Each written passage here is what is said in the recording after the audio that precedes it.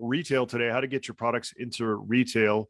And we would love to have you in the meeting. That way you get to interact with us. You get to ask questions. Our guest Talor will give you all the inside scoops. And if you want to stick around afterwards, we do kind of an extra innings that's not broadcast. It's not recorded.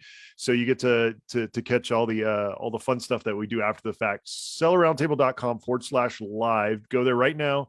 It's just a quick little sign up. You don't pay anything, nothing like that. You jump into the Zoom meeting. You're with us. You can ask questions while we're doing the episode, all of that fun stuff. So go right now, sellerroundtable.com/live. We will be starting here shortly. Yes. Yay. And we're still live. And I still like saying yay. All right. All right. Let's get the recording going. Let's do it. So yeah, you already gave Talor the rundown on kind of how we do that. So let's record on this computer. I will do it. I will push the button, Amy. I'm doing it right this second. Okay. I believe in you. You too, though. You too. Backups are always good. All right, here we go. Hey, what's up, everybody? This is Andy Arnott with Amy Weiss. And this is Seller Roundtable number 137. We are super privileged, excited, ready to go with Talor, Ofer. Talor, thank you so much for being with us today. Thank you for having me today. How are you doing, everyone? It is awesome to have you here. You know, Talor, you have been my retail mentor for years now, and we've done a lot of great things together. And I'm just honored to have you on the Seller Roundtable here with Andy and I.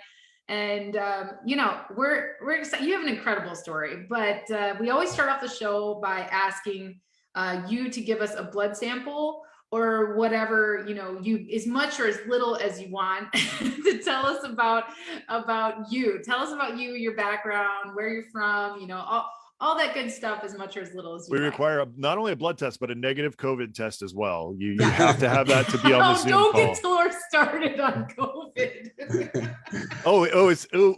We can talk about that later. No. I can go all day with that, Talor. We have all. I put my tinfoil hat on. We can talk all day. Yeah, definitely for hours. That's the most spoken topic on earth right now, right? Anyways, let's forget about COVID for at least for an hour, if we can. We'll try our best to do so, but it's hard because it's like related to everything. But anyway, I'll start from the end, and I'll go back to the beginning, because I'm just trying to do it more interesting in terms of how I present myself, and you know, with the time being a guest in several podcasts. All of them were at the end of the day made by Amy, because she was like, you know, introducing and doing the whole stuff for me. So as much as she's calling me a retail mentor, which I don't allow her, but she still calls me like that, because I don't like the term mentor. I see her as a general mentor for me for so many things. So thank you for that in that chance, Amy. So right now I'm working with a bunch of retailers in the USA, mainly for the physical stores. I do also other channels as well, and I'm selling like various different brands. The majority of them are actually Amazon brands or e-commerce brands. We will explain later how that happened. But going back to the beginning of, you know, speaking about myself, who really I am, you know, I have this very strong memory. I think it was, I don't know, well, quite a lot, quite many years ago, when I was at about 6 years old or 7, something like that. And my father was doing, like, he was dealing with education in schools. He was running schools and stuff. And we've been living in a school that is like internal one, where, you know, the students are sleeping in the school. And we had volunteers coming from the USA. They were coming, you know, to learn about the country and the culture and so forth. And all I knew that we have Americans in this, you know, school, and the school was home for me because we were literally living inside school. Because again, it's like, you know, a small village.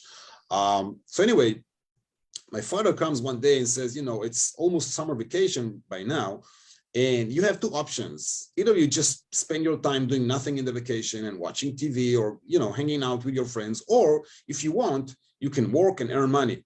And I was like, oh, I want to work. I want to make money. And I was like 6 years old. And then he goes, you know, I thought about it. I think I'm going to open like a small kiosk, you know, a small store, like grocery store or whatever you call it. And we're going to sell some, you know, basic stuff to those American volunteers and to others as well. But mainly we're going to target them. What do you think about that? So I was like, yeah, Dad, I want that. I want that to happen. So in like no time, he opened it in like a few weeks. And then on the first day that it was open, I was literally sitting there, 6 years old, knowing zero English. And I was supposed to sell a lot of chocolates and Coke and Sprite and stuff like that to Americans. Now, I don't speak the language. I don't know what's happening.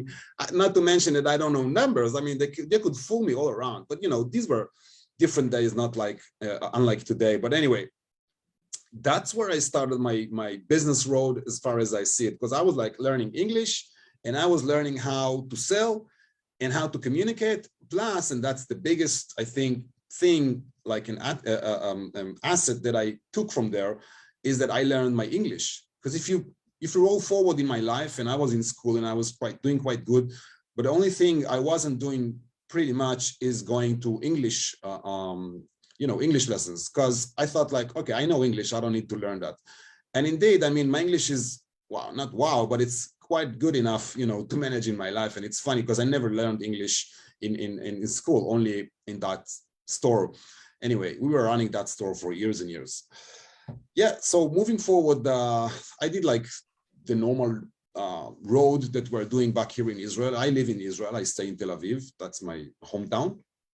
I was traveling around, I think, 12 years, traveling plus living in different countries. I was living in China for 7 years, in Japan 3 years, in Spain and the States and so forth. And yeah, I mean, I was rolling somehow into retail, because when I got to China, and I was just coming, for a few days just to find a factory. That was 2003, I think. I was just searching for one factory for bags, and then I ended up staying there for 7 years, because I was like, I was looking at what I'm seeing, and I was like, oh my God, everything is here. Like this is the gold. It's here. And where were you in China at the time? Where did you live in China? I was living in Guangzhou.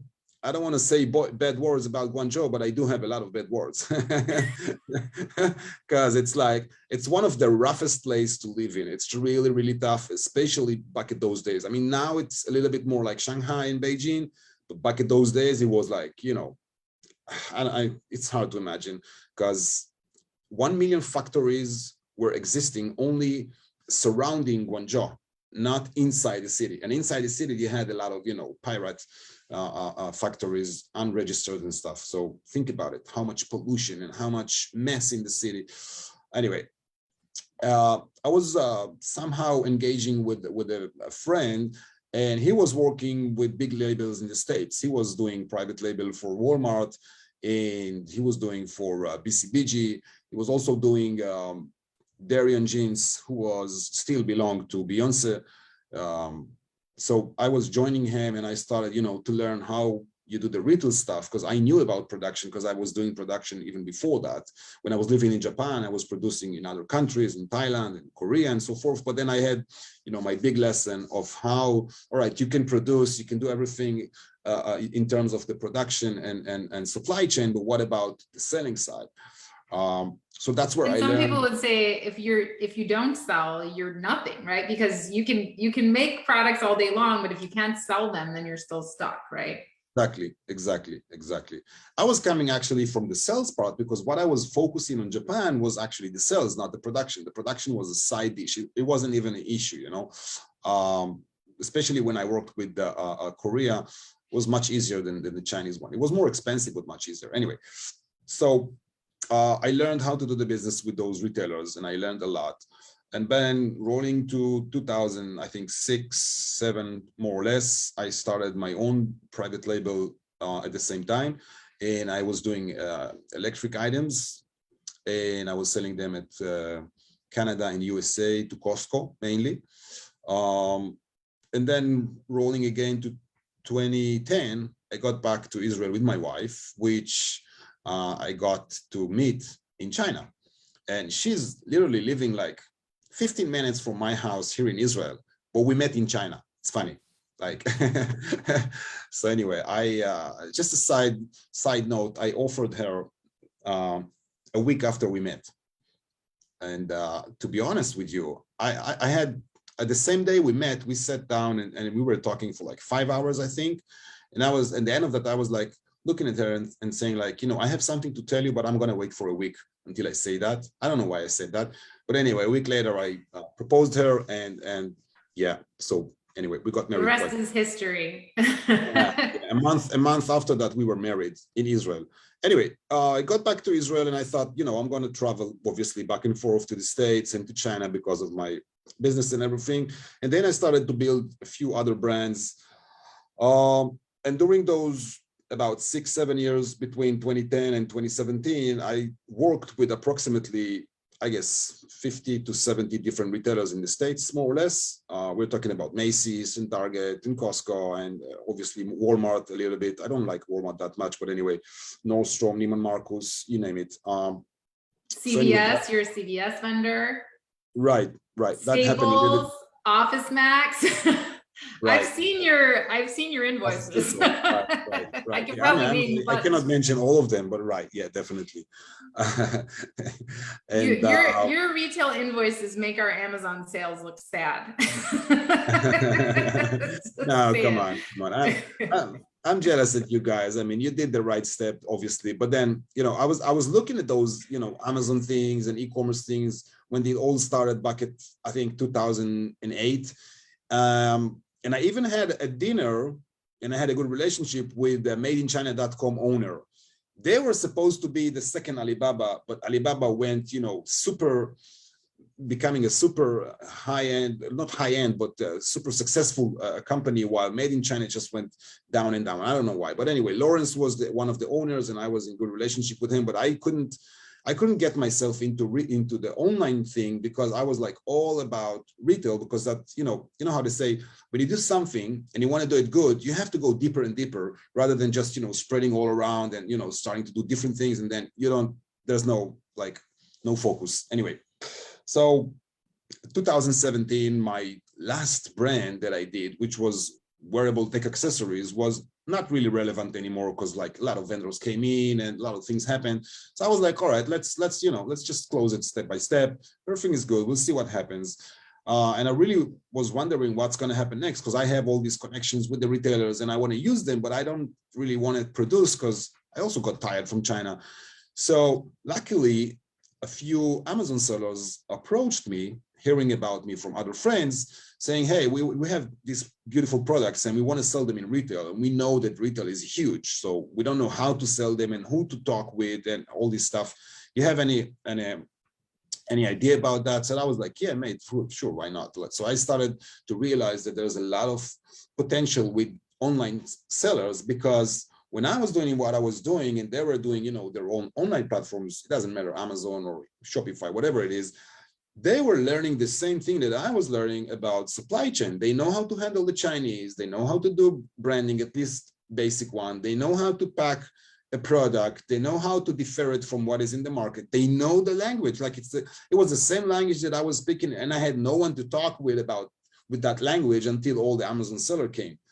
And in 2018, I was starting to expose myself to more sellers, and I was like, oh my God, wow, there are so many of them out there. I didn't have any idea about it. Millions of them. Like, yeah, I mean, I never thought about it. Like, what do I have to do with Amazon? And apparently a lot of brands, I just took them and started to see how I helped them to become a retail ready brand, because we'll talk about retail ready, but just in general and in short, if you want to sell your products, you have to be retail ready. If you're not retail ready, they're going to smell, oh, this is an online vendor. And they're afraid. When I say they, I mean the retailers, okay? Buyers, whatever title you choose, buyer assistant, it doesn't matter. There's general merchandise officers and many different titles. But anyway, what they try to smell in the very first place when you approach them is, what exactly is this company doing? Okay, they are showing us nice products. They look good. But then, do they understand what it takes to be in retail? And that's, something that I felt strongly. And it's funny because last week I got an email from Sam Club, and I presented them a line, and I was moving from buyer to buyer because I didn't have contact with the certain category. I needed a kitchen category. And when I ended up finding the right person, she was like, the first question, she was like, hi, can you tell me who are you working with only in the brick and mortar? And she was like bolding that. And then she was putting on this side note, not on Amazon. Like, I don't care what you do on Amazon. Show me what you do in the brick and mortar. And I was like, oh my God, this is what I'm talking about for years. This is exactly. And she nailed it in one sentence. She was a little bit rude, but I forgive her as long as she's giving me business. So I think that's what we have to focus on today is, it's all culminated to this is, you have this language that we online sellers, for the most part, don't speak unless you teach us, right? But the retail brick and mortar wholesale, sell your products wholesale language is different than the language we speak online, right? And the business model is slightly different as well, because the pricing is different, the logistics are different. But as you mentioned, the production's mostly the same. So I think that we should talk about what are those key differences. So in terms of, if I'm selling online and I want to move my products to other channels, and my next question is, what are those other channels? But if I want to move off of Amazon besides Shopify, right? And we're talking about all the .coms, we're talking about subscription boxes, we're talking about brick and mortar channels, we're talking about all of retail that isn't Amazon, which is like 90%, right? Not Amazon and not .coms. So, if I want to do that, what are the key things that people need to be focused on at a high level? All right. So thank you for the question. So the way I see it, and again, I'm not taking myself as a mentor or anything like that. And by the way, I'm trying not to do coaching or to teach anyone, because I find that as a service, it's much easier for both sides. So 6 points is what I see as something that you need to consider and to look at when you go to retail. It doesn't really matter if you go with me or with someone else or by your own, it doesn't really matter. And I encourage people to do so. And those 6 points are points that it's the way I see it from my experience, but most points, not most, but all of them are being spoken all the time in the retail space. So the first topic you will have to look at is branding. And I divide branding to mainly 2 things. Number 1 is your website, and number 2 is your catalog. Now, the majority of us do not have any catalog. So then you say, okay, catalog, no big deal. I'll create a catalog. But then there are, certain principles that you want to have in that catalog. Now, it's very hard to find, I didn't manage to find until now, an example of how a retail catalog looks like. And I was looking like insane for that online, because I thought, let me try to refer to this as if I was an online seller and I don't know what is retail. I wanted to see how it looks from the other side. So I was looking for the basics, right? For a retail catalog, show me an example. Let me find an example how that catalog looks like, and I'll do something creative, but I'll at least know what I should head towards, right? And I couldn't find. I was doing a lot of different tests. I was trying to trigger and find private label, good companies, very small one, micro brands, not huge, so that I could maybe, trace their catalog somehow. Nada, nothing. It's all happening, under the ground. That's how it is. It's insane. Anyway, it's not a Bible. It's not, something huge, but there are principles you need to know both about the website and the catalog. We'll get to that later if you want. But then moving forward to the other 4 points, then you have the brief. And the brief is a term that I'm using for years to describe how do I describe my brand. Now, I don't want to come up and say, for instance, if Amy is my buyer and she's working at, let's say, Williams-Sonoma, I don't want to write her an email. Hey, Amy, how are you doing? Can you check what do you think about those products that I have here? Do you like them? You want samples? No, it doesn't work like that. You have to talk at some kind of, you have to give some kind of presentation. And you want to give it not about the products, you want to give it about the brand. You want to explain in a very short sentence that this is a brand, like a micro brand, rather than just another company selling products, importing and selling, okay? And we all know the difference. The difference is branding. The difference is, the mindset. The difference is that you don't buy from the Chinese companies, factories, whatever, a product and wrap it in a shrink and just put it on your warehouse in the States. You're doing something different. That's why we have this amazing term that I love called rise of the micro brands, because most of the people who's selling on Amazon or online in general are actually part of the rise of the micro brands. So yeah, the brief is another thing. Number 4 we have to look at the packaging. When you walk into a store, it doesn't really matter what store, Bloomingdale or Urban Outfitter, you look at the product, some of them are naked on the shelf, that's right. But most of them, in most cases, they're gonna be packed in a package. Now, if you're selling online and you have whatever, poly bag in your warehouse for your product, it's fine because nobody knows and nobody cares. As long as they get the product, when they get it, they already know what they're getting. That's what I'm saying. Well, when you walk into the store and you look at the product, and if you see a box like that, normally you wouldn't know what's inside, right? If there's no picture of the product here, for instance, you wouldn't know what it is. And even if there is a picture, it has to be a very certain picture for a person to understand in a second what is inside. So the thing is, most Amazon sellers just have like a brown box or a white box, or it's not something that you could just put on the shelf. And a lot of times it's meant just to protect the product and shipping. And so that is a big consideration, right? Right, exactly. So that's the packaging part. Again, we can go into details, but I want to go through the 6 points in general for the time being.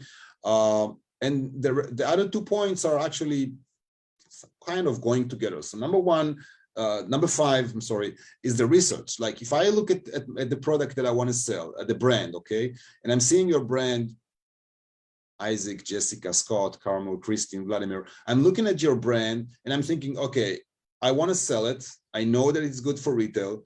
Now, how do I know what's happening in the retail space before I start selling it? I have to make a research. Now I have to know who's my competitors. That's number 1. And number 2, I want to know the competitors from the offline physical stores area, not from the online, because these are 2 different platforms. I mean, yeah, when TJ Maxx is buying goods, they are buying it in one purchasing team for both online and offline. But they are kind of unique because if you look at Macy's, they have separated teams for the online and offline. And same goes for most of the retailers. They're trying to separate. I mean, they do buy for both platforms the same products, but not exactly.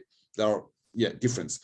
So that's the research we are looking for. We want to know what is our competitor are doing in the offline side. And that goes to the to the 6th point, which is the last one, which is pricing. We want to know how to price our goods. Now, Amy knows pretty well about pricing, like normally MSRP, which is the retail price, the price you have on Amazon, is something around double than the wholesale price. Meaning if you're selling a product for $50 MSRP, $50 to the consumer on your Amazon listing, then we start to calculate from $25 as a wholesale price. Okay, we start to calculate that. It depends on what retailer we're talking with. So for instance, just for the example, TJ Maxx are paying 25 off MSRP up to 30%. Okay, 30% out of $50, you're gonna get it in somewhere into around $14-15. Now, if your cost landed in USA, for instance, is $18, then you have no chance to work with TJ, right? You're not gonna lose money. Anyway, if you look at Macy's, they're working 50%, so you're gonna get 25% for a $25 for a $50 product. And if you're looking at Neiman Marcus, for instance, they work somewhere between 35, the lowest, up to 60% IMU, which is initial markup. That's how they mark up the product. So at the end of the day, you're going to sell it for around 40 to 50%, more or less, of your MSRP. Again, it's differing. It's different from retailer to retailer. Bed Bath & Beyond are doing it simple. They just work half MSRP. But what I'm trying to say is that when you come to the table to them, you want to know the price up front. You don't want to give them price that would be far from what you can get or far from what they would pay, right? You want to be somewhere almost into the target, as high as you can. So anyway, that goes with the research, because if I know how the pricing goes and should look like, I have to look at the research as well, because if I find in the research that someone is selling much lower than me, and I know more or less what's his wholesale price, and I'm trying to offer it for like 20% more, then what am I doing here? If I have something special, that's different. If I have a patent product or something super well designed, okay, it's different. But if I have more or less the same thing, I have to think, strategic wise, I have to think about the right pricing and not to lose the buyer or the other side. So those are the 6 points. My answer was quite I love it. That's great 6 points to consider. So we got to have the right website. We got to have the right catalog. We need to have a brief or an understanding of how we present ourselves to buyers. We got to have packaging that is retail ready, and we need to do the research of how our competitors' products look in that store, because we're not going to pitch a buyer without understanding how we can fit in their store. And we got to understand the pricing, because we're going to need to give them a quote, and we don't want to be losing money. So we got to look at it so that we can price it to where we're making money, but we're also offering something competitive for them. If we're selling Bluetooth speakers and there's already a Bluetooth speaker on the market that's taking up most of their shelf space, and we're not doing anything special, we're stuck, right? So that's really, we gotta have somewhere where we can edge ourselves in, and that's why after all that, we got to do the research and the right pricing. So love that. What about retail channels? Let's talk about, I think so many people just assume, you mentioned you've worked with CVS, Costco, Neiman Marcus, Macy's, all the brick and mortar channels. But what I've learned from you is that there are so many cool channels you can sell in, like Ipsy, for example, a subscription box that you introduced me to that has like 3 million subscribers, and their minimum order quantity is like 50,000 units. I don't think that people even realize what this could do for their brand. Imagine getting an order, and I've seen, like I said, I've seen your invoices. So imagine getting an order of over $100,000 that comes straight from your supplier or comes straight from your warehouse in the US if you're working with a smaller retailer. It's really good. But let's talk about all the different channels. What are some of your favorite channels to sell in? Okay, so yes, as you just explained, like subscription box is a channel, and it's a huge channel. We have to keep in mind that the retail space in general, all of those special channels or normal channels, whatever you call them, apart from the online, there are more than 80% of the market, the retail market in the States, in the USA. Okay, and I'm looking only in the USA because obviously that's my market. And it's huge, because if you're selling, to 10-15% of the market and you're doing good, what would happen if you multiply that by 6, 7, 8? All right. So anyway, yes, subscription boxes are something very good because they have subscribers. And for those who are not sure what is subscription box, it's just companies that are sending monthly or dual weekly a box of gifts inside a box to like hundreds and thousands and millions of subscribers. Okay, on the top of them you have Ipsy, and you have All True, and you have Glossy Box, and literally I'm working with the top 5 or 6, I think. What they do is they have those subscribers and they're selling them gifts, and that is based off demographic. Like, it's not just, if you, Amy, would be signed to, let's say, Ipsy, and they would think that you are, I don't know, at that age, at that gender, at that, certain type of person, they would send you the wrong stuff. So they're doing their homework and they know exactly how to catch what you like. So there's a whole scene about it. And if you open YouTube and you click unboxing, subscription, only those 2 terms, you would see tons of millions of videos with billions of views, because it's a big thing in the States, at least. And I'm seeing that it's coming up in other countries as well. I just had this email. I just was looking at it as you spoke about quantities. I can show screen just to give you a quick idea. This is an email from Lindsay. She's from All True. It's a very nice subscription box. She's describing what's happening on 2022. This is from January 3rd. It's from yesterday. Partner opportunity. So they have between 20,000 to 100,000 units as a one opportunity, and then they have the deliveries, whatever, in 2-3 months. You don't have to deliver it tomorrow. Obviously, they give you time to prepare, to produce whatever you need, budget and everything, how it works. Again, they give you, like, typically they would give you 1 PO for one date, and they divide it like as a blanket order for 6, 7, or sometimes even 8 different dates. But at the end of the day, again, it's between 20,000 and 100,000 units, typically with this company. With other companies, it's even more. I've seen much more than that in terms of quantities, but that's one channel.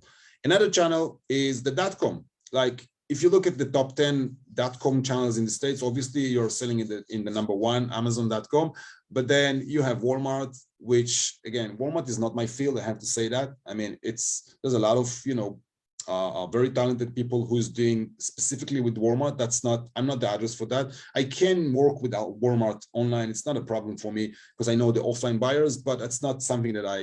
Well, and on Walmart.com, it's just like Amazon. It's third-party fulfillment, where your other .coms like Lowe's.com, HomeDepot.com, a lot of those channels, Macy's.com, you're selling your products wholesale to a buyer. They're still doing the old-fashioned, well, I don't want to say old-fashioned, but the traditional brick and mortar side of things for the most part. And some of them are moving over. I know like recently Home Depot and Lowe's moved to that third-party fulfillment as well. But for the most part, the top 50 retailers in the US, top 50 brick and mortar retailers also have websites.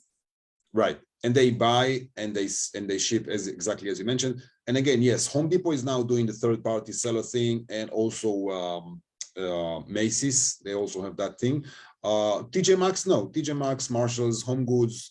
I think even Tuesday Morning, I don't recall for sure, but most of these, low end, I would say low end price or discounters, they would not do that. They would just buy from you and sell it on their own channel, the .com and the offline as well. So this is like another block.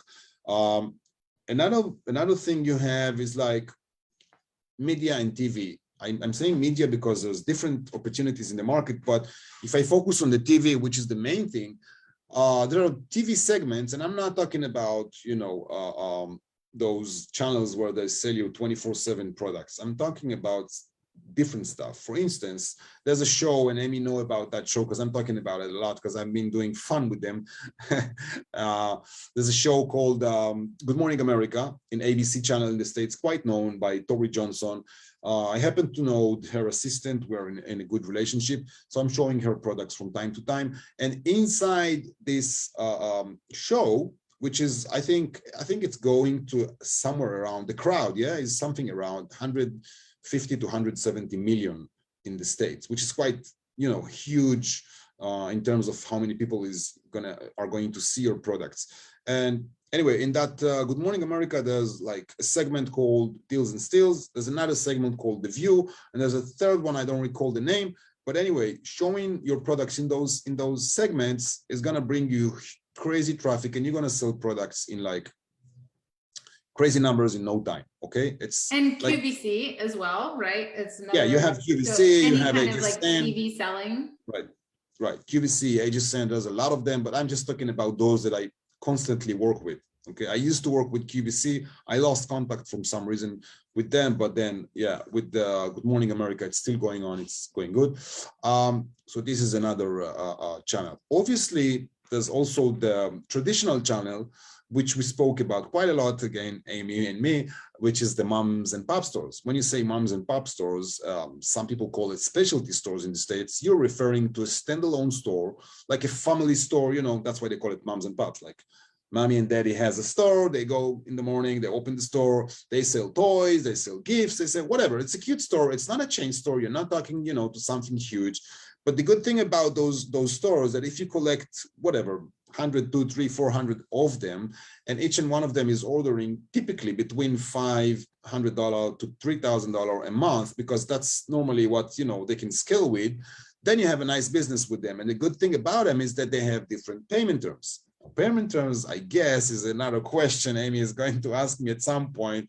So anyway, they're paying cash before delivery. Okay, cash before delivery means you can charge their credit card or bank wire, whatever it is, but they pay before they get the goods, and that's normal in terms of moms and pop stores. Unlike the retailers, and they also pay for shipping, which is nice. So like they're paying you for your product wholesale price, plus they're paying you for shipping, and they're paying you up front. So all you're doing is delivering a pallet of goods to them, or a couple of cases of products to them. And it's wonderful to work with them because it's a very easy deal. You can get on the phone, you can call them up. Hey, I've got a great product for you. Send them a catalog, get an order that same day, ship it out, and they pay for shipping. So it's a great, versus like a big box retailer where you're gonna there's a different payment terms. There's sometimes you have to wait for that payment. Sometimes there's different contracts. Everything's negotiable, as I've learned from Talor. But no matter what, I mean, I looked just in my region, in the South region, for pet stores and stores that sell, independent retailers that sell pet supplies, and there was over 10,000 just in my region. So if I just if I cast a net just for 10% of those stores, right, that's a significant income if I can, multiply. Like you said, you have yourself a nice little business if you're supplying a few of these stores on a regular basis. So I love that. Okay, so we've got subscription boxes, we've got other .coms, we've got mom and pops, and then of course we have chains and big box, right? Right. Anything else you want to say about channels before? I mean, there are more channels, but I just try to focus on the interesting one. There's also flash sites that you can do nice business with, and some other, local wholesalers. And it depends what you're selling, because I'm seeing people distributors, right? Distributors. Yeah, I know. Sorry, I'm starting. I started to sell a brand which is like, selling quite basic stuff, shampoo and stuff like that for the shower and face treatment and stuff.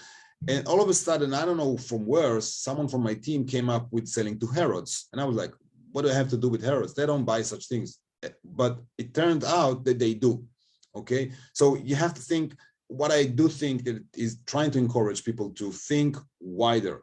Don't just think about, only Amazon or only retail or only both or whatever it is. Open your mind. There's so many different businesses that might be good for your product. Sometimes you even miss that. You don't even think about it. And I'm struggling with the same thing. I'm like standing with my brands out there and thinking like, where else could I sell? What did I not think about until now? And I always find that there are more opportunities in channels, selling schools, selling kindergartens, selling there's so many options with different products out there in the market. So just open your mind. Love that. Okay, so you just mentioned you were selling shampoos. And right. I think a lot of people have the misconception that their product has to be special and it has to be patented and it has to be different to sell to retail. And that was the number one thing that I learned from you that shocked me, is that you can have the most basic product ever, because every retail store needs stuff for their, so as long as you fit into that store. But let's talk about what makes a good product for retail. What's a good product? What's a bad product? How should people look at their products when they're analyzing them for retail opportunities? Right. So I have a good example for that before we go to the basics. I had someone approaching me with ceramic knives. Now, we all know knives. There's so many knives out there. What's so special? So ceramic knife apparently is a little bit different from the others, although it exists. But going down to this niche, I understood quite fast that this is something that is, with a huge potential in the market because it's ceramic. Those ceramic knives, they cut much easier and much faster. I didn't know that. I've never used that kind of knife until I met the guy, and he was literally giving me samples, like try it at home and see it, which was amazing. So I found that it has an amazing market. So sometimes you look at your own products and say, no, it's nothing special here. No, don't think like that. But then there are principles. I have to say that, like, first of all, as more SKUs as you have, is better. That's for sure. If you're coming up with like 5, 6, 4, 7 SKUs, it's going to be hard unless you have something special at them. Now, something special doesn't have to be patent. It doesn't have to be a product that nobody has seen before. It could be the same very box that everybody else has with the same product inside, but then you have something special about the branding with crazy colors or with super boring colors, something different, something that the market has yet to see. Okay, and if it's something that the market have seen before and have seen a lot, grinded products, I would call that, then you have to come up with a lot of SKUs. Okay, because a lot of SKUs. Why am I saying a lot of SKUs? Because if you look at the buyer side, at the end of the day, it has limited sources to handle suppliers. He cannot handle like 100 suppliers. He could handle 50 or 40 or 30, depends, So then if one supplier come up and gives him the solution for like 30, 40, 20 different SKUs, that's very good for them, rather than taking 3 different or 4 different suppliers for 5 SKUs each, right? But at the same time, if that vendor is coming and saying, you know what, I only have 5 SKUs, but look how beautiful they are, then you have something in hands. All right. Now, yeah, the looking good is like, you know, it differs from a brand to brand, but basically those are the terms. Obviously, those are the principles. Obviously, if you have patent or patent pending on your product, then you have, you know, something that is easier to move in terms of not having something too spatial in terms of the design or branding, and at the same time not having too many SKUs. That would be fine as long as you have, you know, again, patent or something like that. Got it. So the bottom line is we don't have to have a unique patented product to sell to retailers. Quite the opposite. Right. We just need to have something that fits, and we need to have margin. That's the other big problem that you and I have seen when we have a retail review service where we kind of review people's products of whether or not they're retail ready, and you guys can take advantage of that. You can go to amazingathome.com/retail and you can look at that and just fill out our form, and we'll look at your product and tell you if you're retail ready. But the biggest thing that we see is that they're either not ready for packaging and branding because there isn't anything special that's going to stick out on a retail shelf, or we see that they might not have enough margin because a lot of people are selling with just like, you know, they're sourcing it for, you know, half of what they're sourcing it for wholesale prices, and they're, you know, that's really hard to be able to have enough margin to set something up. So love that. Okay. My last question before I turn you over to my podcast co-host, Andy, over here, is finding and talking to buyers. I think that's one of the biggest things that people are struggling with, because they're like, okay, I just fill out this online form? How do I get to the Lowe's buyer? I want my tool in Lowe's. How do I talk to the, you know, the Home Depot person, or how do I find a buyer and talk to them? Right. So, I mean, one of the main things that I'm saying all the time, do not waste your time on online forums. They don't go anywhere. Just trust me on that. I know what I'm saying. I don't want to sound, you know, whatever, but it is what it is. Do not waste your time filling that. I've seen people filling that again and again with no results. I filled those forms myself just to make sure that I'm not wrong when I say do not do it. Okay. I wanted to make sure that I'm not doing any mistake. I don't want to mislead anyone about anything. Don't do it. I have an internal information from some retailers that those forms are going nowhere. If they would, you know, go to the FTP server and they could find it there, but I mean, what a buyer would go to the FTP server when he has 600 emails waiting for him on his inbox, right? Anyway, that's about the online forms. How do you get to them? I mean, LinkedIn is a good tool, is a great tool. I think that LinkedIn in general is like, it's heaven. It's really a heaven, but you have to spend a lot of time in order to put your hands on the right person and to get him to be responsive and to get his email and eventually to get him to see your samples and order and everything. It's not something that you do in a day. It's quite, you know, how would I define that? It's quite hard. Okay, just quite hard. So LinkedIn is one option. Another option is, yeah, obviously research in the internet of different, you know, different functions of people in the market. I know it sounds strange, but small retailers sometimes put their own emails on their website. It's very rare. It doesn't happen a lot, but there are small retailers that does it. You know, when I say small retailers, I'm talking about 10, 20, maximum 30 different stores. Okay. Normally they wouldn't do that. You wouldn't be able to find online SEM Club emails or whatever, you know, Free People, West LM or whatever. But yeah, I mean, most of my contacts are based on, you know, history, because I was moving from thing to thing. Like if I knew people in Macy's, then I was pulling, you know, pushing it to get some more contacts there. And when they left Macy's and they went to Nordstrom, I went together with them to Nordstrom. So we stayed in touch. That's how I built my contacts. And there are quite a lot of them out there. And then there are, you know, other tools, external tools, but yeah, I mean, it's not an easy thing. There's no magic in that. Yeah, Taylor, I think LinkedIn is a huge, it's super undervalued in terms of getting great connections, especially in the retail world.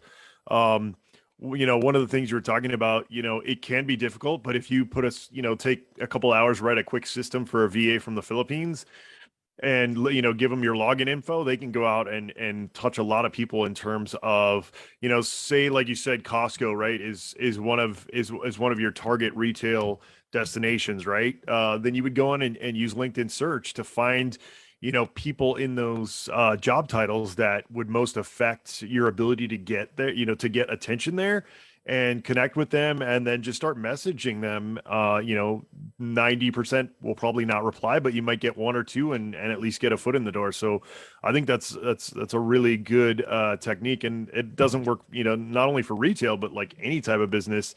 Like I said, I've been booted off of Facebook multiple times, and whenever that happens, I end up going super deep into LinkedIn. And I keep saying I was glad that that's happened, because now I've built like a massive following on LinkedIn, tons of great connections there. Really, the people that you're meeting on LinkedIn are people who are in business, right? They're not just like tire kickers on Facebook who are like, oh yeah, I'm interested in Amazon or retail, I'm going to kick the tires.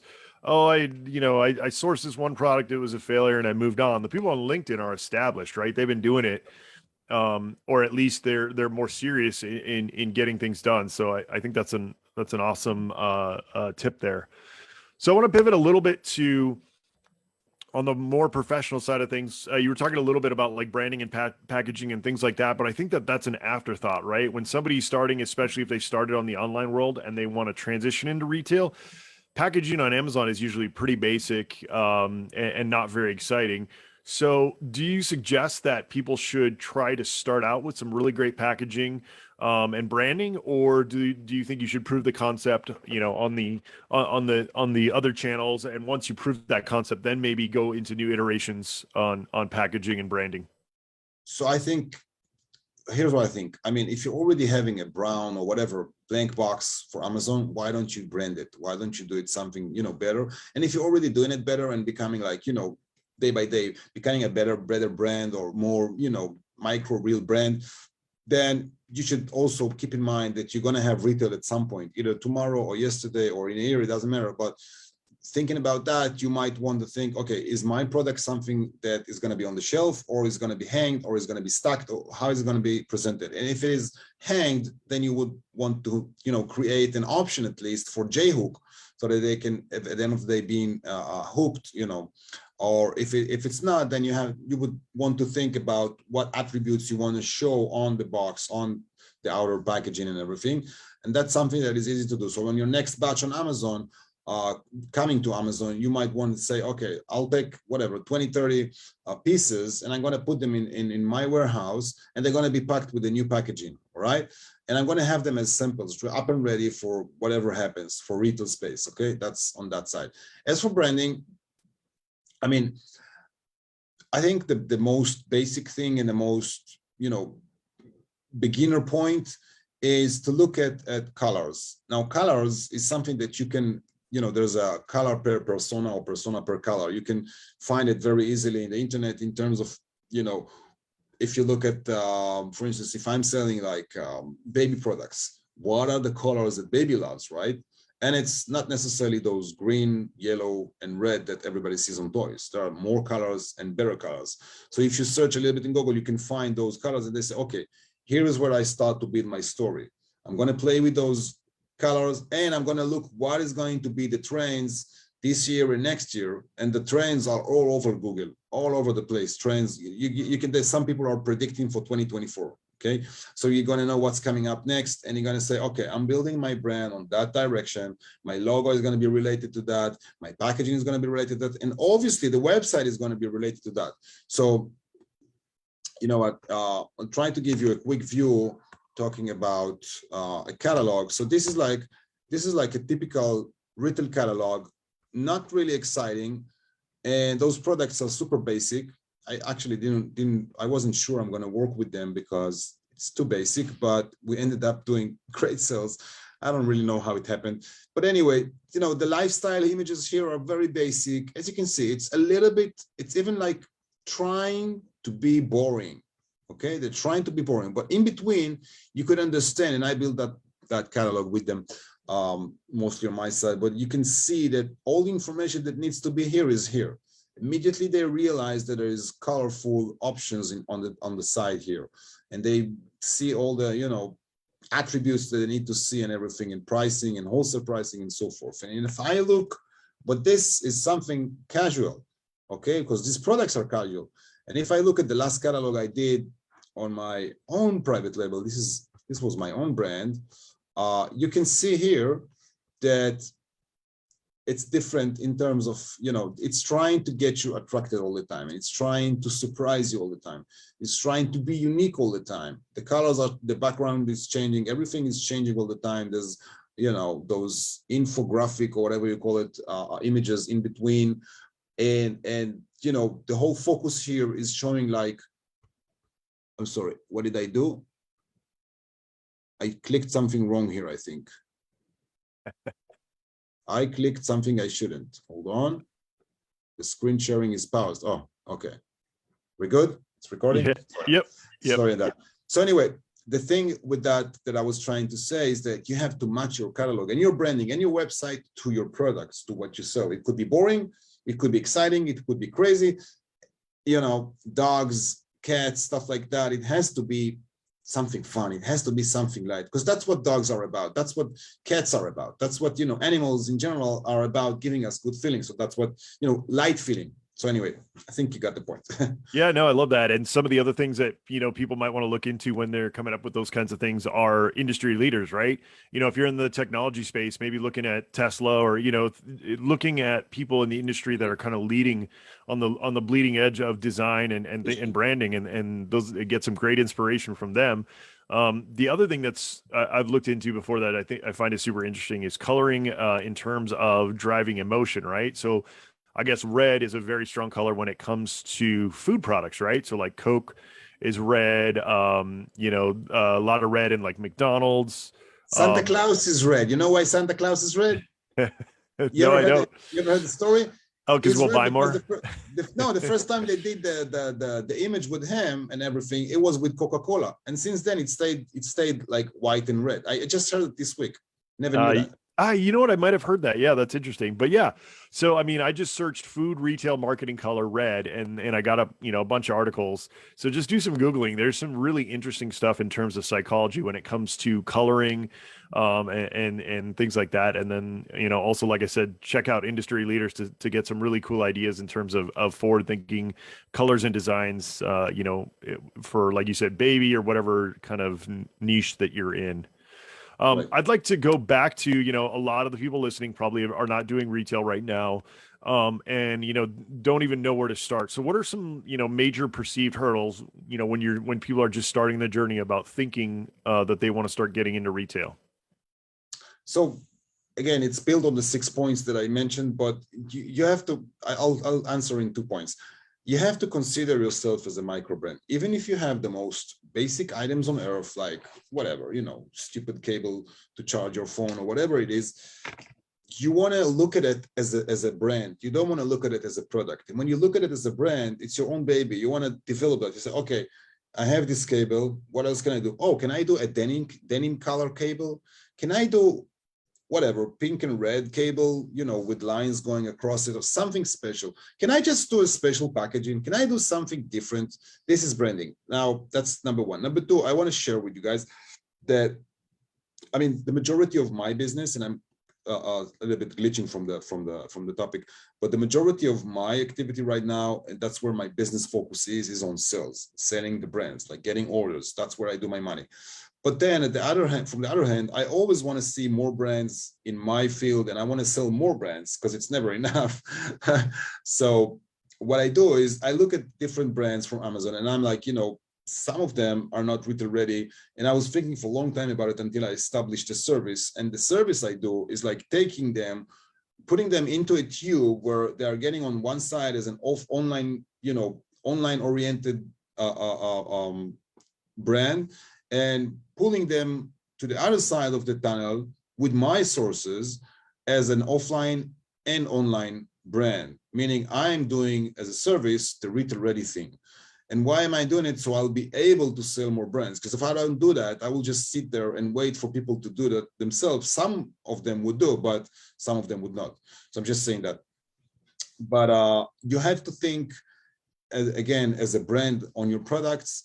And I wouldn't be bothered about finding contacts, because, you know, as long as you are heading your brand into a certain direction, you know how it is. I mean, it's a little bit strange to say it, but the universe is there and is listening to you and saying, okay, that's where you want to go. I'll give you the solution, you know, to open the door. Don't worry about the door. Just keep going to that direction. The doors will get open.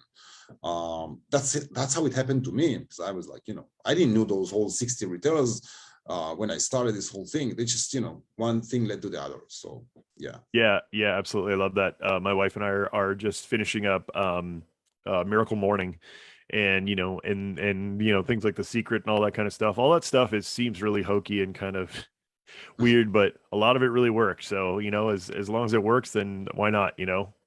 Right. Yeah, definitely. So the other thing I'm interested in is in terms of, you know, especially with the thing we weren't going to mention on this podcast, you know, people are all freaked out about it again. How is that affecting, you know, supply chain? And not only that, but, you know, the relationship between you and the retailer. So, you know, the retailer calls you to say, hey, we want 10,000 units of, you know, widget X. And you say, okay, well, I'll get on that. You call your supplier. They say, oh yeah, it's going to be 3 months. How are you kind of, are you trying to find new manufacturers? Are you trying to diversify your supply chain, you know, what countries you're sourcing for? Kind of how are you navigating that right now? Okay, so I wanted to run away from production sites, so I'm not dealing with that. And I think there's so many information, at least that I know, that Amy could give everyone about suppliers. In general, it's always good to have more than one supplier. And when you get an order from retailer, that's not the point on the line where you want to start and go ahead and search for supplier, because it's gonna get screwed. That's for sure. You want to be up and ready when you get yourself to the retailers. Here's the thing: if you get your foot into retailer stores, and if you do something wrong, you're going to be kicked out at least for 2 years, and you don't want that to happen. You want everything to go smooth. So that's why you have to have a very good, you know, supply chain up and ready. So I don't want to talk that much about the supply chain, because again, there's so much information out there, especially on Amazing at Home, that I know that is there. But yeah, you want to have everything up and ready. When you get in terms talking about, you know, the correspondence with the buyers, most of the correspondence, I would say 95% is by emails. Another, I mean, it depends on the retailer, but some of them are using EDI, which is, you know, an online system that is transmitting orders and packing lists and all this, you know, paperwork between both sides, because they don't want to count on emails if anything goes wrong. And EDI is something that also can connect from you to them and from them to their warehouse directly through PL and everything. So that's the majority of the correspondence. The important thing is in the beginning, until the point where you get the purchase order, is to communicate properly. And when I work with my vendors, I'm doing it like, you know, hand in hand with them in a manner that sometimes they send an email, but normally they would show me the email before that if they're not really sure how to respond or if the response is good. But at the end of the day, you know, it's people behind those computers, and it's not, you know, it's not robots. And even if you do some minor mistakes or using, you know, some ridiculous language, which are things that is happening to me with vendors, it's still okay. You can always, you know, move forward, although that. So yeah, but emails awesome. Is the majority. Yeah.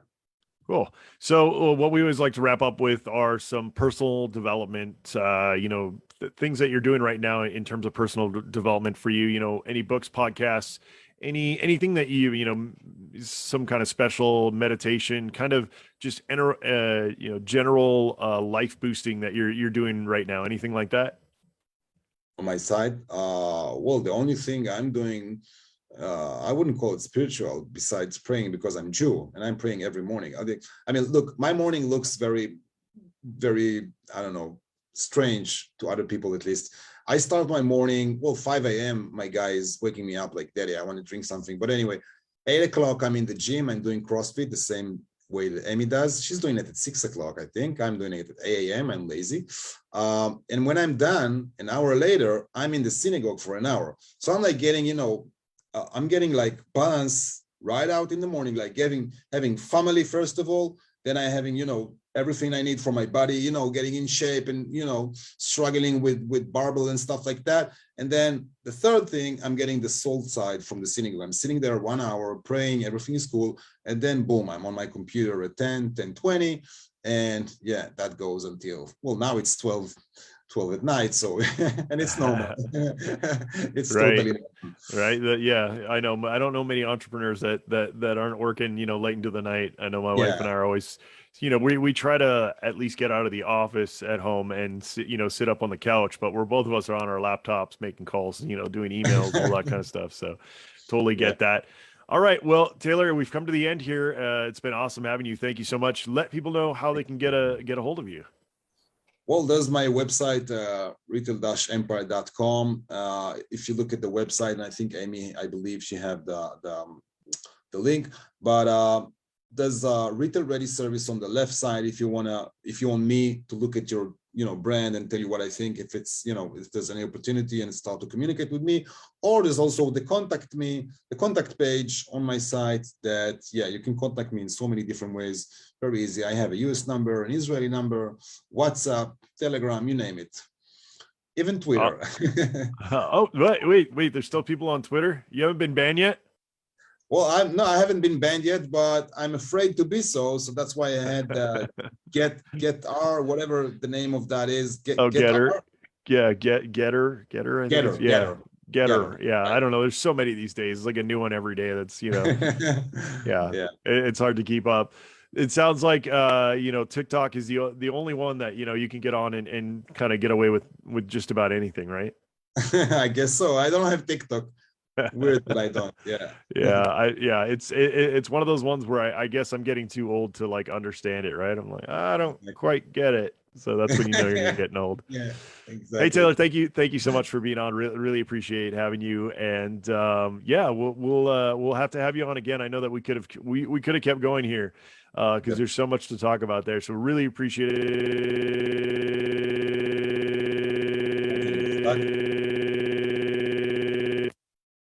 Yeah, something got stuck in his microphone. You're muted, Amy. Oh no, we lost Andy. I don't know what happened. That was okay. Well, good thing that I am recording this session. And, thank you everyone for being here on the Seller Roundtable. We're going to hit stop on the recording and the live stream. And thank you guys so much for reviewing, rating, and subscribing. We love you guys. Thank you for your votes in the Seller poll. We appreciate you so much. And we'll see you guys next week on the Seller Roundtable. Bye, everyone. Bye, everyone. Thank you. I actually can't stop the live stream. You can't? So